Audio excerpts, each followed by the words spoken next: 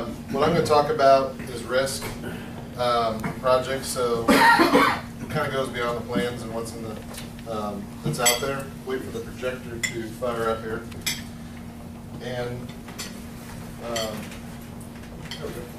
so as you're going through different projects, you know, we all have the same, stand here off to the side, same things we always see, we always think about: safety, insurance, bonding, how are we going to, how are we going to get the project done, who's going to be the subcontractors, how are you going to build it, constructability, where's stuff going to come from, general conditions, schedule, budget.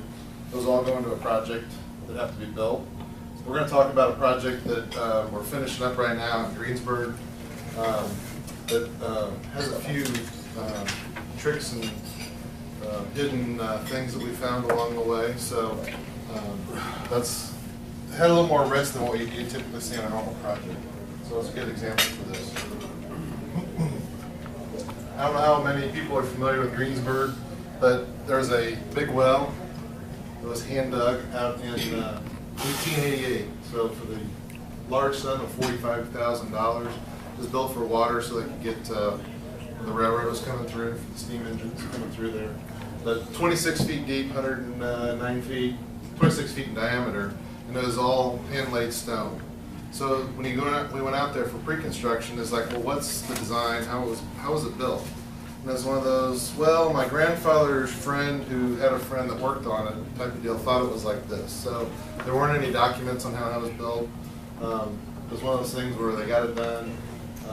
It's on the National Museum Landmarks by AWWA, American Water Works Association. But when the tornado hit May 4th, it closed the big well down, which as many people know, did a lot of damage into the town that year. So this is some photos right after the brief little deal, not the crash stuff, but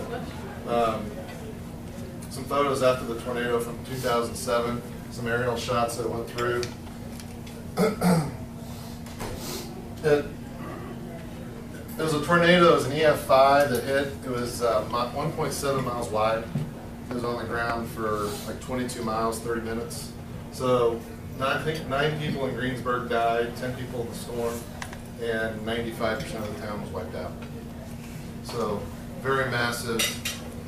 So after that, they went through extensive rebuilding. I'm sure a lot of folks heard the story of the LEED process and all that. So they've opened up many LEED Platinum buildings, the school and the city hall, the business incubator, etc. So the last project that they had, excuse me, was the big well.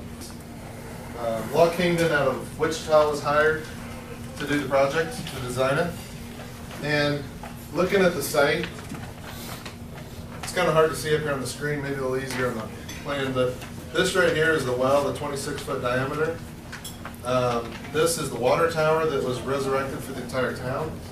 This is a city park right over here. And then this is Main Street, which is up this area.